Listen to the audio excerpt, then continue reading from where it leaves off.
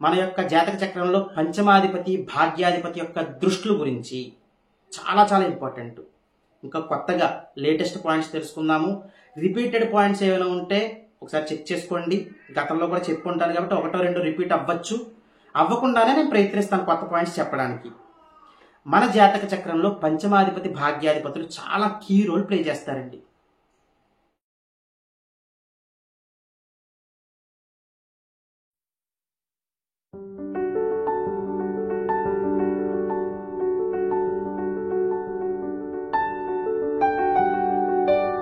శ్రీ మాధవానంద గురుభ్యో నమః, శ్రీమాత్రే నమః. శ్రీ మాధవానంద భక్తి యూట్యూబ్ ఛానల్ ప్రేక్షకులకు నమస్కారం. ఇక ఈ రోజు మనం విశేషంగా కొత్త విషయం గురించి తెలుసుకుందాము. అదేమిటి అంటే గనక మన యొక్క జాతక చక్రంలో పంచమాధిపతి భాగ్యాధిపతి యొక్క దృష్టిల గురించి చాలా చాలా ఇంపార్టెంట్. ఇంకా కొత్తగా లేటెస్ట్ పాయింట్స్ తెలుసుకుందాము. రిపీటెడ్ పాయింట్స్ ఏమైనా ఉంటే ఒకసారి చెక్ చేసుకోండి. గతంలో కూడా చెప్పుకుంటాను కాబట్టి ఒకటో రెండో రిపీట్ అవ్వచ్చు. అవ్వకుండానే నేను ప్రయత్నిస్తాను కొత్త పాయింట్స్ చెప్పడానికి. మన జాతక చక్రంలో పంచమాధిపతి భాగ్యాధిపతులు చాలా కీ రోల్ ప్లే చేస్తారండి. పూర్వపుణ్య స్థానాలని చెప్పుకుంటూ ఉంటాము, లక్ష్మీ స్థానాలని చెప్పుకుంటూ ఉంటాము, మన అదృష్ట స్థానాలని చెప్పుకుంటూ ఉంటాము. చాలా మంచిదన్నమాట. ఈ పంచమాధిపతి యొక్క దృష్టిని ఎలా క్యాలిక్యులేట్ చేసుకోవాలి? మన జాతక చక్రంలో ఎప్పుడు కూడా పంచమాధిపతి భాగ్యాధిపతులు ఎప్పుడు బాగుండాలి.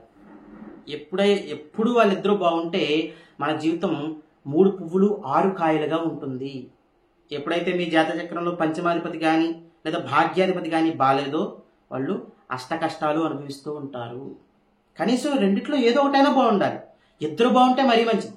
కొంతమంది జాతకాల్లో పంచమాధిపతి చాలా బాగుంటాడైనా భాగ్యాధిపతి చాలా బాగుంటాడు, ఎక్సలెంట్. ఇంకా కొంతమందికి ఎవరో ఒకరు బాగుంటారు. ఎవరో ఒకరు బాగుండడం చాలా మంచిది. ముఖ్యంగా భాగ్యాధిపతికి ఎక్కువ బలం ఉంటుంది పంచమాధిపతి కంటే కూడా. అందుకని భాగ్యాధిపతి ఎంత బలంగా ఉన్నారో చూసుకోండి. ఆయన ఎంత బలంగా ఉంటే మీకు అంత ఫేవరబుల్ రిజల్ట్స్ ఉంటాయి మీ జీవితంలో. ఖచ్చితంగా సక్సెస్ అనేది ఉంటుంది మీ జాతకంలో. డ్యామ్ షూర్ ఇది రాసేసుకోవచ్చు. ఇప్పుడు వారి యొక్క దృష్టిల గురించి మాట్లాడదాం. మీ యొక్క జాతక చక్రంలో మీ పంచమాధిపతి భాగ్యాధిపతులు ఎవరొకళ్ళు ఉంటారు కదా, ఏ గ్రహం అయ్యిందో చూసుకోండి. వారి యొక్క దృష్టిలు చూడండి. ఇప్పుడు ఇక్కడ రాహుకేతువులను తీసుకో, ఎందుకంటే ఆధిపత్యాలు ఉండవు కదా, వాళ్ళకి ఆధిపత్యాలు కోర్లు లేవు కాబట్టి ఛాయాగ్రహాలు 2 కూడా పక్కన పెట్టేసేయండి. ఇక మిగతా 7 గ్రహాలు వస్తాయి. రవిచంద్రుని దగ్గరికి వచ్చేటప్పటికి ఆధిపత్యం, ఇప్పుడు ఆయనకి పంచమాధిపత్యం వచ్చింది అనుకోండి, తర్వాత చంద్రుడికి కానీ పంచమాధిపత్యం వచ్చింది అనుకోండి, వాళ్ళకి ఒకటే దృష్టి ఉంటుంది, సప్తమ దృష్టి. ఓకేనా? తర్వాత శుక్రుడైనా అంతే. ఇప్పుడు శుక్రుడికి పంచమాధిపత్యం వచ్చింది అనుకోండి, ఇంకో ఆధిపత్యం కూడా రావచ్చు, పక్కన పెట్టేసేయండి. ఓకేనా? పంచమాధిపత్యాన్నే తీసుకుంటాం ఇక్కడ మనం. ఆయన కూడా సప్తమ దృష్టితో చూస్తూ ఉంటాడు. ఇక ఇంకే గ్రహాలు ఉన్నాయి? రవి అయిపోయింది, చంద్రుడు, శుక్రుడు. ఇంకా 4 గ్రహాలు ఉన్నాయి. గురువు, శని, కుజుడు. ఇక ఏ గ్రహాలు ఉన్నాయి? గురువు, శని, కుజుడు. బుధుని మర్చిపోయాం. బుధుడు కూడా సప్తమ దృష్టి ఉంటుంది.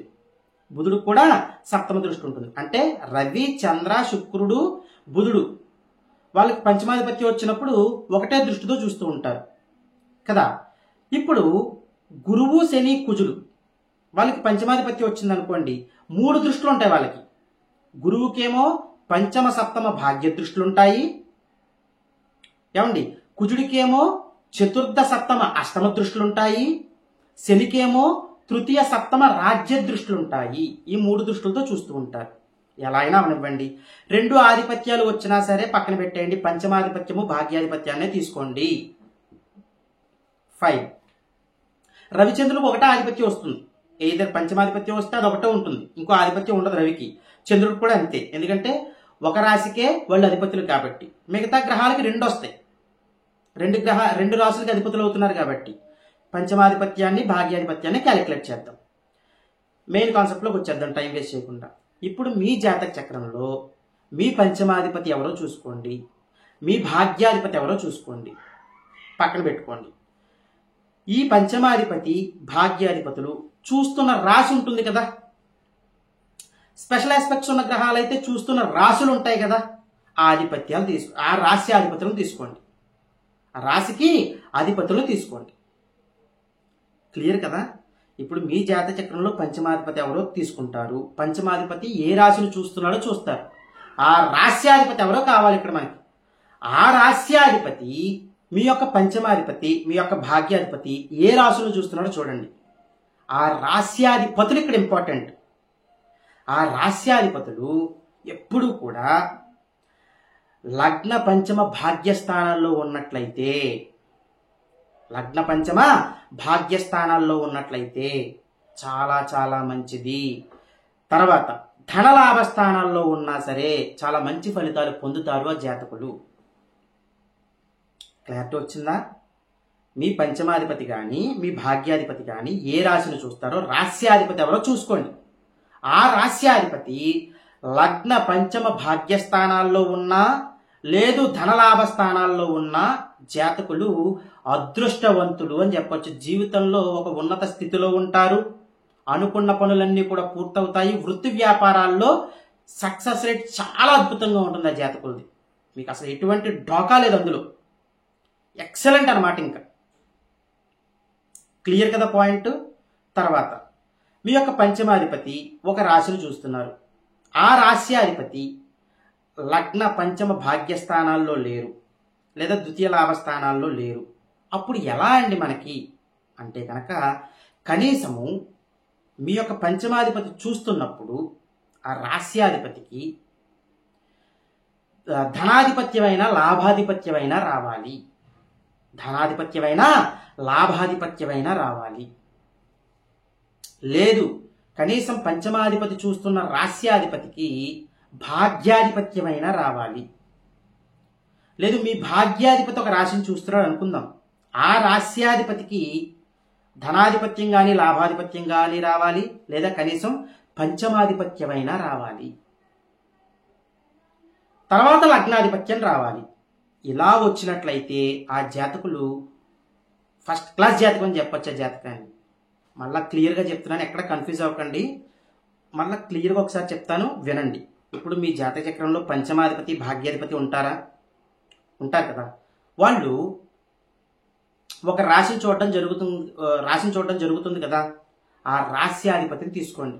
ఆ రాస్యాధిపతి లగ్న పంచమ భాగ్యస్థానాల్లో ఉండాలి లేదా ధనలాభ స్థానాల్లో ఉండాలి. ఉంటే వాళ్ళు వృత్తి వ్యాపారాల్లో ఒక ఉన్నత స్థితిలోకి వెళ్ళిపోతారు. ఇది డ్యామ్ ష్యూర్ అనమాట. ఇక్కడ ఏ రంగంలో అడిగిపెడితే ఆ రంగంలో సక్సెస్ రేట్ అనేది ఉంటుంది, వాళ్ళకి చాలా బాగుంటుంది. అలా లేదండి మాకు లగ్న పంచమ భాగ్యాల్లో కానీ ధనలాభ స్థానంలో కానీ లేరు అంటే కనుక కనీసం మీ యొక్క పంచమాధిపతి భాగ్యాధిపతి చూస్తున్న అధిపతులు ఏ రాశిని చూస్తారో రాస్యాధిపతులకి ధనలాభాధిపత్యం వచ్చినా, తర్వాత లగ్నాధిపత్యం వచ్చినా, భాగ్యాధిపతి చూస్తున్నప్పుడు ఆ రాస్యాధిపతికి పంచమాధిపత్యం వచ్చినా, పంచమాధిపతి చూస్తున్నప్పుడు ఆ రాస్యాధిపతికి భాగ్యాధిపత్యం వచ్చినా జీవితంలో ఒక ఉన్నత స్థితిలో ఉంటారు. చాలా బాగుంటుంది. ఎక్స్ట్రాడినరీ రిజల్ట్స్ ఇస్తుంది అనమాట ఆ జాతకుడికి. ఇక్కడ కేవలం మనం దృష్టుల గురించే మాట్లాడుతున్నాము, కలయికల గురించి మాట్లాడట్లేదు. పంచమాధిపతి మాకు భాగ్యంలో ఉన్నాడండి, లేదా భాగ్యాధిపతి ధనస్థానంలో ఉన్నాడండి, లాభంలో ఉన్నాడండి, లేదా లగ్నంలో ఉన్నాడు, ఇవేమీ మాట్లాడట్లేదు. కేవలం దృష్టులు మాట్లాడుతున్నాము. ఆ దృష్టి యొక్క రాస్యాధిపతి ఎక్కడ ఉండాలో మాట్లాడుతున్నాం మనము. పంచమాధిపతి భాగ్యాధిపతి ఏ రాశులను చూస్తున్నారు, రాస్యాధిపతి అంటే ఇక్కడ పంచమాధిపతి భాగ్యాధిపతి యొక్క దృష్టి గురించి మాట్లాడాం. ఇప్పుడు ఆ రాస్యాధిపతిని తీసుకుంటాం. ఏ రాశిని చూస్తారో ఆ రాస్యాధిపతి లగ్న పంచమ భాగ్య స్థానాల్లో ఉండాలి లేదా ధనలాభ స్థానాల్లో ఉండాలి. అలా ఉన్నప్పుడు వాళ్ళకి వారి యొక్క వృద్ధి అంచెలంచెలుగా ఎదిగి చాలా ఉన్నత శిఖరాలకు వెళ్ళిపోతారు ఆ జాతకులు. ఇది ఖచ్చితము, మీరు రాసి పెట్టేసుకోవచ్చు. అలా లగ్న పంచమ భాగ్య రాశుల్లో కానీ భాగ్యస్థానాల్లో కానీ ధనలాభ స్థానాల్లో కానీ లేరండి అన్నప్పుడు అప్పుడు ఆధిపత్యాలు తీసుకోవాలి. పంచమాధిపతి చూస్తున్నప్పుడు రాస్యాధిపతికి లగ్నాధిపత్యం వచ్చినా, భాగ్యాధిపత్యం వచ్చినా, ధనలాభాధిపత్యాలు వచ్చినా చాలా అద్భుతంగా ఉంటుంది. ఉన్నత స్థితిలో ఉంటారా జాతకులు. ఇప్పుడు చూడండి, పెద్ద పెద్ద వ్యాపారస్తులు ఉంటారా, వ్యాపారవేత్తలు అంటాం, వ్యాపారస్తులు అనకూడదు వాళ్ళని, వ్యాపారవేత్తలు ఉంటారా, బిజినెస్ మ్యాగ్నెట్స్. తర్వాత స్టార్స్ ఉంటారు కదా, సెలబ్రిటీస్, వివిఐపీస్ వీళ్ళందరికీ కూడా చూడండి పంచమాధిపతి భాగ్యాధిపతులనే తీసుకుంటాం ఎక్కువ. వాళ్ళు ఏ రాశిని చూస్తారో ఆ రాస్యాధిపతి ఇక్కడ చాలా కీలకం. మన పంచమాధిపతి ఏ రాశులను చూస్తారో ఆ రాశ్యాధిపతి మెయిన్ లగ్న పంచమ భాగ్యాల్లో ఉండాలి. ఇక్కడ ఇంకొకటి చెప్పాలి, అవి ఆ రాశ్యాధిపతులండి దుస్థానాల్లో ఉండకూడదు. దుస్థానాల్లో ఉండకూడదు. ఎవరికైతే పంచమాధిపతి మీకు ఒక రాశిని చూడడం జరుగుతుందో, రాశ్యాధిపతి ఎవరికైతే దుస్థానాల్లో ఉండడం జరుగుతుందో వాళ్ళకి ఇబ్బందికరమైన వాతావరణం ఉంటుంది. అంటే షష్టమ అష్టమ వ్యయ స్థానాల్లో ఉండకూడదు. కేంద్రాల్లో కూడా యావరేజ్ రిజల్ట్సే ఉంటాయి, ఉండకపోవడమే మంచిది. లగ్న పంచమ భాగ్యాల్లోనే ఉండాలి, లేదా ధనలాభ స్థానాల్లో ఉండాలి. ఎవరికైతే లగ్న పంచమ భాగ్య స్థానాలు ధనలాభ స్థానాల్లో ఉండడం జరుగుతుందో వాళ్ళు సూపర్ హీరోస్ అని చెప్తాం జాతక చక్ర ప్రకారం. చాలా బాగుంటుంది వాళ్ళకి. దుస్థానాల్లో ఉన్నప్పుడు వాళ్ళకి స్ట్రగుల్స్ ఎక్కువ ఉంటాయి వాళ్ళ జీవితంలో. వాళ్ళు ఏమైనా సాధించాలి అనుకుంటే సాధించడానికి చాలా కృషి చేయాల్సి ఉంటుంది, అయినా అక్కడికి రీచ్ అవ్వలేకపోవచ్చు. అర్థమైందండి? దుస్థానాల్లో అస్సలు ఉండకూడదండి, గుర్తుంచుకోండి. అది ఇబ్బందికరమైన వాతావరణాన్నే చూపిస్తుంది జాతకుడికి. ఇంక ఎవరికైతే మీ యొక్క పంచమాధిపతి భాగ్యాధిపతులు చూస్తున్న రాశ్యాధిపతులు దుస్థానాల్లో ఉన్నారో ఆ జాతకులు చేసుకోవాల్సిన పరిహారాల దగ్గరికి వచ్చినట్లయితే ఖచ్చితంగా చేసుకోవాలి దుస్థానంలో ఉన్నప్పుడు. సరేనండి? మీ పంచమాధిపతి చూస్తున్న రాశ్యాధిపతి కానీ, మీ భాగ్యాధిపతి చూస్తున్న రాశ్యాధిపతి కానీ ఎవరికి దుస్థానాల్లో ఉన్నారో వాళ్ళు ప్రతి శనివారము కూడా ఆంజనేయ స్వామి వారిని పూజించాలి. ఏ విధంగా పూజించాలి? ప్రతి శనివారము ఆంజనేయ స్వామి వారి ఆలయానికి వెళ్ళండి. 19 ప్రదక్షిణలు చేయండి ఆంజనేయ స్వామి వారికి. ఎన్నండి? 19 ప్రదక్షిణలు. ఒక మట్టి ప్రమిద తీసుకోండి. ఆ మట్టి ప్రమిద ఆలయ ప్రాంగణంలో ఎక్కడైనా పర్వాలేదు, నువ్వుల నూనె పోసి 2 ఒత్తులు వేసి దీపారాధన చేసి తూర్పు ముఖంగా వెలుగుతూ పెట్టాల దీపారాధన ఆలయ ప్రాంగణంలో. అర్థమైందండి?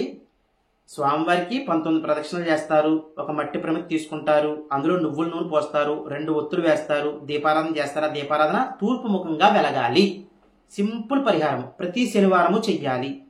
ఇలా ఎన్ని శనివారాలు చెయ్యాలండి అంటే కనుక ఇవి మీరు ఖచ్చితంగా 54 శనివారాలు చెయ్యాలి. 54 శనివారాలు చెయ్యాలి. మధ్యలో గ్యాప్లు వస్తాయి, అది కామన్, ఎవరికైనా వస్తాయి, రానివ్వండి, వచ్చినా పర్వాలేదు, లెక్క చూసుకోండి. ఈ లోపలనే మీకు రావాల్సిన మంచి ఫలితాలు వస్తూ ఉంటాయి. అయినా ఇది ఆపద్దు, నేను చెప్పేది అది. కొంతమంది 10 వారాలు చేశాక ఆపేస్తారు, కొంతమంది 20 వారాలు చేశాక ఆపేస్తారు. 54 వారాలు అంటే ఆసామాషి కాదు. అలా చేస్తూ ఉండండి. మంచి పనే కదండి చేయమన్నది, ఏమన్నా చెడ్డ పని చేయమన్నావా? మంచి పని, ఓపుకున్నంత కాలం చేసుకోండి. 54 వారాలు అయ్యేలా చెయ్యండి. కొంతమంది చెప్తూ ఉంటారు, మీరు చెప్పే పరిహారాలు అసలు ఇన్ని వారాలు అని చెప్తున్నారండి, మేము చేయగలమా? మీ ప్రారంధ కర్మ వదిలేయాలి బాబోయ్ అని మీరు అనుకుంటున్నప్పుడు చేయడంలో తప్పేంటి, కష్టపడడంలో తప్పేంటి అంటాను నేను. ఈ పాయింట్ అర్థం చేసుకోవట్లేదు ఎవరు. ఇన్ని వారాలు చెప్పేస్తున్నారు, అన్ని వారాలు చెప్పేస్తున్నారు. మనం ఎన్ని వారాల నుంచి భోజనం చేస్తున్నాం పుట్టినప్పటి నుంచి, అందులో కష్టం కనపడలేదు. మనం ఎన్ని వారాల నుంచి సంపాదించడానికి కృషి చేస్తున్నాం, అది కనపడట్లేదు. మనం ఎన్ని వారాల నుంచి కష్టాలు పడుతున్నాం, అదైనా కనపడుతుందా? అవన్నీ తగ్గుముఖం పట్టాలంటే పరిహారాలు చేసుకోవాలి. అర్థమైందండి? పూర్తి సొల్యూషన్ వచ్చేదని పరిహారం వల్ల, కానీ మీకు ఉపశమనం కలుగుతుంది ఆ పరిహారాల వల్ల. చేసుకోండి, మంచి ఫలితాలను పొందండి. ఇవన్నీ చేసుకుంటూ మీరు సంఘంలోనూ సమాజంలోనూ మంచి పేరు సంపాదించుకుంటూ మీ కుటుంబ సభ్యులతో సుఖశాంతులతో జీవించాలని కోరుకుంటూ సర్వే జనా సుఖినో భవంతు. శుభం.